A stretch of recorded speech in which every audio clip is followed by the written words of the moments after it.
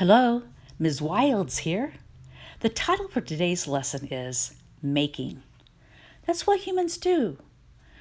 The Dina Hopewell created amazing earthworks and artifacts when they were here about 2,000 years ago. How do we know that? Because we found them. And those artifacts retell a story, their story of who they were, where they were, and what they believed in. So what I'd like for you to do is create your story. We're going to start with recycling milk cartons and recycling newspapers, magazines, anything, trash mail. And as you go through that, I want you to start collecting little piles of paper or words that just kind of catch your attention because it kind of feels like part of your story. I know when I sit down to a blank piece of paper, my mind goes blank. So this way is a good way to start being kind of creative and problem solving. So we can start with a word like hope, or start with your piles of paper and your milk cartons. What I like to use is glue and water, but if you don't want to use glue and water, you can just use glue sticks.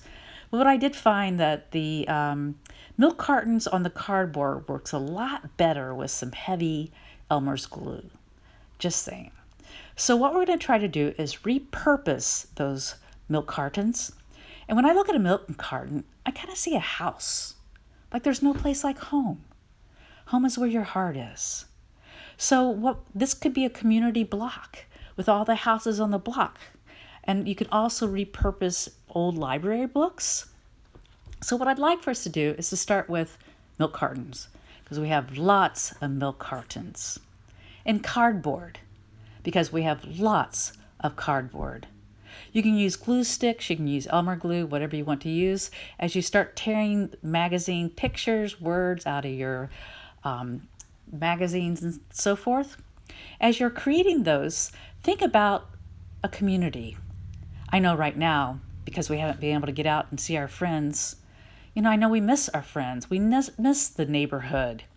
So this might be a chance to kind of think about some of those stories and to recreate some kind of 3D example of those stories.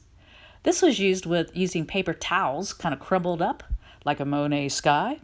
You might also want to build a garden with all of your recycled cardboard and newspaper and put your story in that garden, a garden of hope. So as we continue to plan these stories, I want you to just have fun. That's the main part. On your cardboard, you can draw on it, you can paint on it. It's just another medium or material. Main thing is use your imagination.